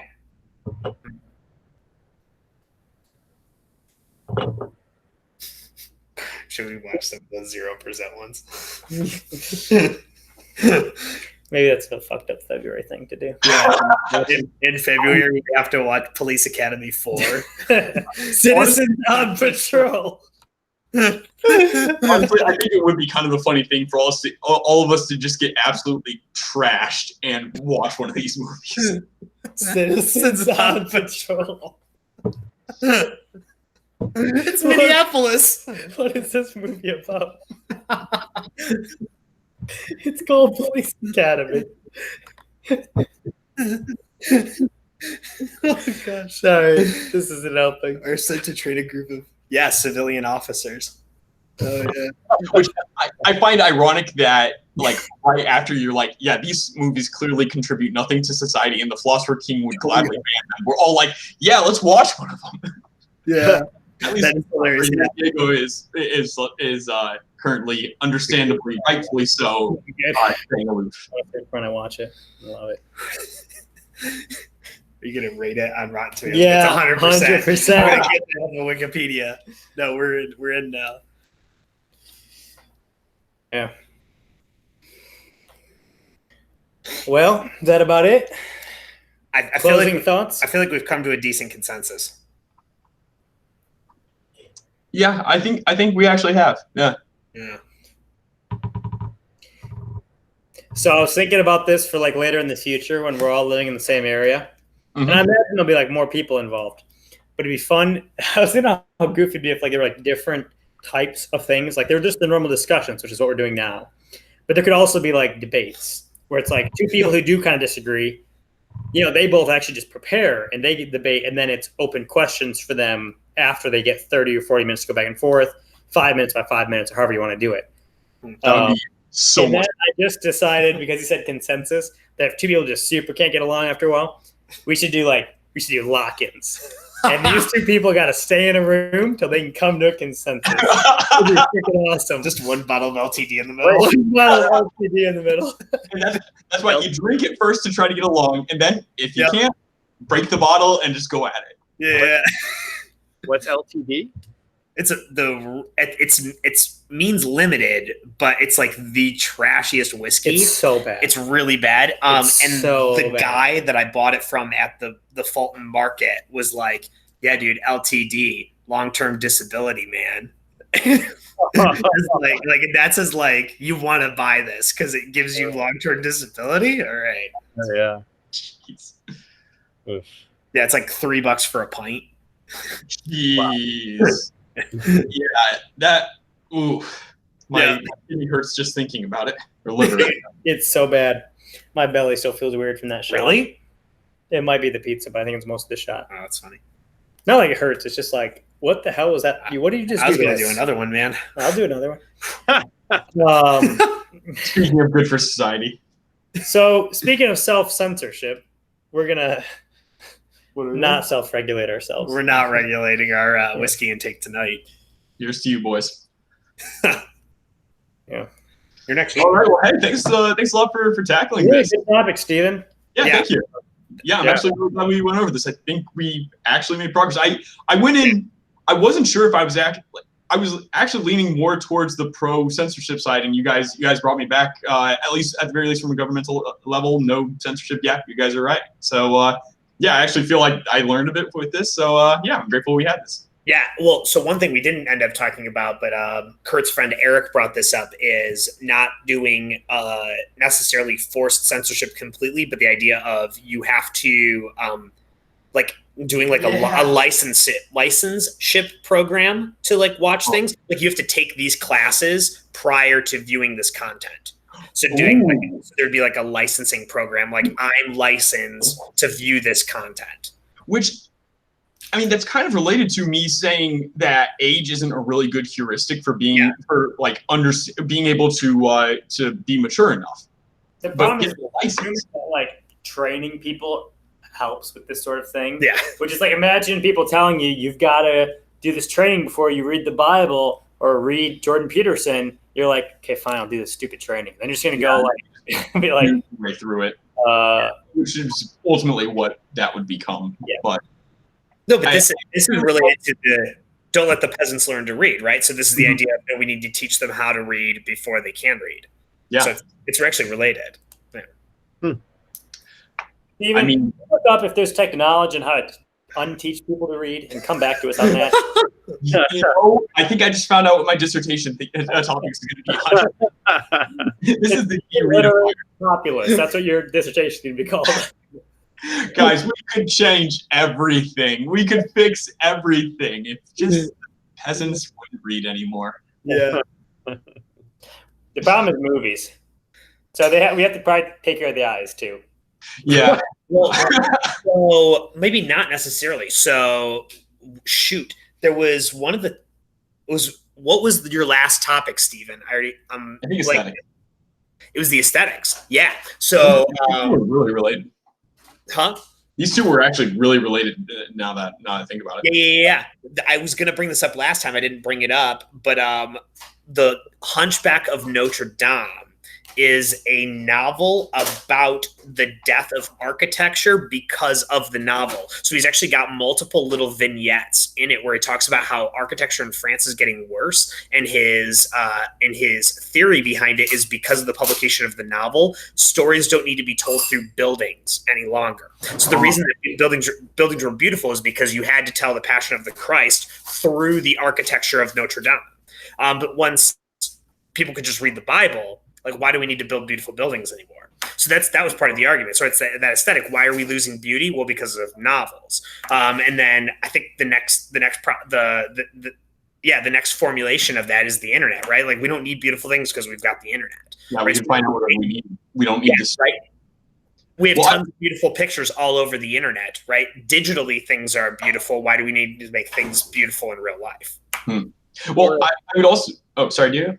No, I was just gonna say, or if art, like if the reason art is important is because it's connected to ideas, you have access to a prose description of any idea you could possibly think of or conceive of at a fingertips notice. So yeah, you don't need to look at the picture for 4 hours and think about it. Exactly. Yeah. I totally buy that. Yeah. What were you saying, Stephen? I'm sorry. Oh, I wonder if it wouldn't be the internet would be the next step. It would be the moving picture, as it were, that it subsumes the need for it subsumed written word, and then internet subsumed the moving picture. That each were forms of information dissemination, and each one was like the next step. Yeah. Although the movie is just naturally more like it's more entertainment dissemination rather than information. But actually, I'm curious, Liv, on the whole, I mean, the highest works of literature were what, early 1900s and before. Have there been any pieces of literature after like 1950, let's say, that would rank with like in the heights of Moby Dick or Brothers K or like 50 Shades of Grey? Oh my gosh. So you're talking about like what's like the last book that was written that's going to be considered a classic, right? Yeah. It's Infinite Jest. I don't think will be actually, Okay. Which is actually I wish it were, but I'm kind of no, 2 books. One's from the 70s. One's from Ooh, 79, and the other one's from 83. Midnight's Children by Salman Rushdie. I think that's going to go down as a classic. And then Beloved by Toni Morrison. Who just I have heard good things about Beloved. Yeah, so those are the two books that will probably that's the most recent book, 83, that's been written that will be taught in like English 101 courses in 100 years. Oh, dang. Okay. There are really good books that have been written very recently that I think should be, but they won't be. So that's things like Middlesex by Jeffrey Eugenides or The Brief and Wondrous Life of Oscar Wilde by Junot Diaz, but like they're just not going to make it, right? Gotcha. They're like those are like the books that are like popular, but like they're popular now, but no one reads them later. So that's like, well, surprisingly, there are some books that have endured. So like Three Musketeers, like it blows me away that that's endured because it's like that's just like a swashbuckling novel. Like Count of Monte Cristo, like there's actually a lot of debate on like why has this endured, right? People don't get it. It's like this is just like it was the first of its kind and therefore just was lucky enough to be the first of its kind. Yeah, it's like the first one that was just kind of a fun novel and not actually trying to depict life as it actually is, but like as like a life that you might like want to aspire to or something. Yeah, I don't know how to necessarily phrase that. That wasn't correct. It was just it was entertaining. Well, I mean, it almost became a mythology because it was so prolific early. Yeah. It became this like cultural prophylactic. It was probably kind of that too. No, but it becomes like almost like a cultural language because it became so popular. Like everybody wants to read it, so they can understand the language. It just kind of keeps going like that. Yeah. You're wrong, but that's kind of what it seems like. I don't know about Three Musketeers, but at least kind of Monte Cristo seems like that was the case. That felt that way, yeah. No.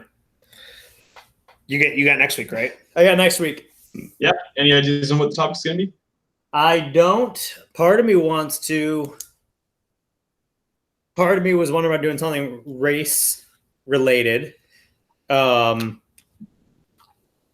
I'm not really sure. I'd want to find a way to define that better, like what exactly we'd be talking about. Just because that stuff's so hot right now, I almost wondered if there'd be a benefit in learning to talk about it better. Because I think a lot of us have fairly similar ideas, and that's fair. But like almost like actually go and like respond to like if we read several essays or pieces and like learn to actually break down what are they doing here and what do I disagree with and how ought this to be. I was trying to decide if there'd be value in that rather than just kind of all knowing we think things are stupid, Yeah. I've been going back and forth. Right now I'm definitely on my not want to, but reading one of the kind of the hot topic books, like So You Want to Talk About Race or White Fragility or something like that, just to kind of understand. Maybe it would convince me, or maybe I would, at the very least, I would develop a more robust understanding of kind of what. I can't imagine being convinced of anything, just to have heard them talk about it. But I just mean more for the sake of learning to talk about these things in order to I feel like for me it resolves frustration and anger when I learn to not just have an intuitive knowledge of something is ridiculous, but to be able to say they think these simple things, this is where they're wrong. And then when people post stuff or do different things, it's just a lot more easy for me to understand and contextualize it. Anyways, I'm actually probably leaning against that, but that's just the only idea I had so far. Okay. We'll see. Well, whatever it is, I look forward to it. Yeah, it'll probably suck. So you probably shouldn't, but yeah, I appreciate the optimism. So good to see you guys. Yeah. Our pleasure, everyone. Diego, you were kind of gone at the beginning. Are you doing well? Are you doing okay? Yeah. I'm tired today, but I started meeting clients in person for therapy this week. So let's go. Which it's weird how just like I only have 5 clients, but just that, like where I have to drive a half hour and do the thing and drive, like all of a sudden everything's like feels busy again. From that, it's gonna get busy. I'm adding more clients, so it's gonna get trickier. But it's good. It's a good bit. I mean, it's like sitting in person, looking at their faces. I had one that wore a mask, but for the most part, looking at their faces in real person, like has been unbelievably good. I mean, really, really good. So hopefully I never take it for granted again. But yeah, anyway, so that's all going good. So I didn't hear. Are you meeting clients in person now? Yes. Oh, yeah. Yes. Sorry. I was responding to a message, so I only heard part of that. I thought you were making a joke. I was confused, but yes. San Okay. Diego, do more than one of them wear masks? Yes. Anyway, so yes, it's good. I really need to go though, but thank you for Yeah. asking. But I'll see you guys later. Sounds Yeah, good. cool. See you next week. Yep. Bye, everyone. See you, man.